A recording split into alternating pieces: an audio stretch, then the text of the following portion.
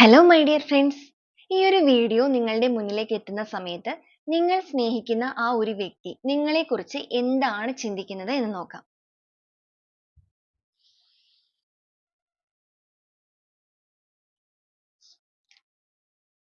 Ace of swords ആണ് വന്നിരിക്കുന്നത്.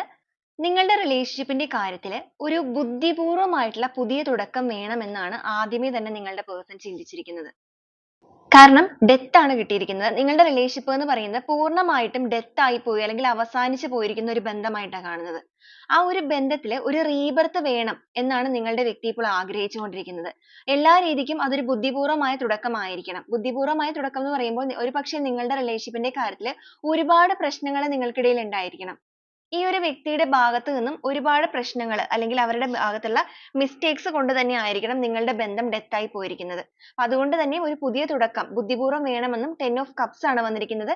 ഒരു കുടുംബം അല്ലെങ്കിൽ ഒരു ഫാമിലി ലൈഫിലേക്ക് നിങ്ങളുമായിട്ടുള്ള ജീവിതത്തിനെ മുന്നോട്ടേക്ക് കൊണ്ടുപോകണം എന്നാണ് അവർ ആഗ്രഹിക്കുന്നത്.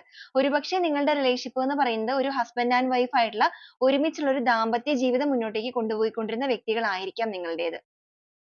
നിങ്ങൾക്കിടയിൽ ഉണ്ടായിരിക്കുന്ന അഭിപ്രായ വ്യത്യാസങ്ങളുടെ ഭാഗമായിട്ട് നിങ്ങളുടെ ബന്ധം എന്ന് പറയുന്നത് പൂർണ്ണമായിട്ടും ഒരു ബ്രേക്കപ്പിലേക്ക് പോയ ഒരു റിലേഷൻഷിപ്പ് ആയിരുന്നിരിക്കണം. അപ്പൊ അതുകൊണ്ട് തന്നെ ആ ഒരു ബന്ധത്തിലെ എല്ലാ രീതിക്കും ഒരു പുതിയ തുടക്കം, ഒരു റീബർത്ത് വേണമെന്നും എല്ലാ രീതിയിലും ബുദ്ധിപൂർവ്വം തന്നെ ഇനി അതിനെ മുന്നോട്ടേക്ക് നയിക്കണമെന്നുമാണ് നിങ്ങളുടെ പേഴ്സൺ ആഗ്രഹിക്കുന്നത്.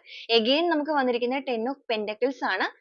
സെയിം തന്നെ എനർജി ആണ്. ഒരു ഫാമിലി ലൈഫ് തന്നെയാണ് കാണിക്കുന്നത്. അപ്പൊ നിങ്ങളുടെ പേഴ്സൺ ഈ ഒരു സമയത്ത് നിങ്ങളെക്കുറിച്ച് ചിന്തിക്കുന്നത് അവർക്ക് നിങ്ങളുമായിട്ട് ഒരു ഫാമിലി ലൈഫ് തന്നെ വേണം എന്നാണ്. അവരുടെ ഭാഗത്ത് നിന്നുള്ള എല്ലാവിധ തെറ്റുകളും പരിഹരിച്ചുകൊണ്ട് തന്നെ അവർ ഇനി ഈ ഒരു ബന്ധത്തിനെ നല്ല രീതിയിൽ ബുദ്ധിപൂർവ്വം തന്നെ ഹാൻഡിൽ ചെയ്തിട്ട് ഒരു റീബർത്തോടു കൂടി സന്തോഷകരമായ ഒരു ഫാമിലി ലൈഫിലേക്ക് എത്തിക്കണം ഫ്യൂച്ചറിലേക്ക് എന്നാണ് അവർ ഈ ഒരു സമയത്ത് ആഗ്രഹിക്കുന്നത്.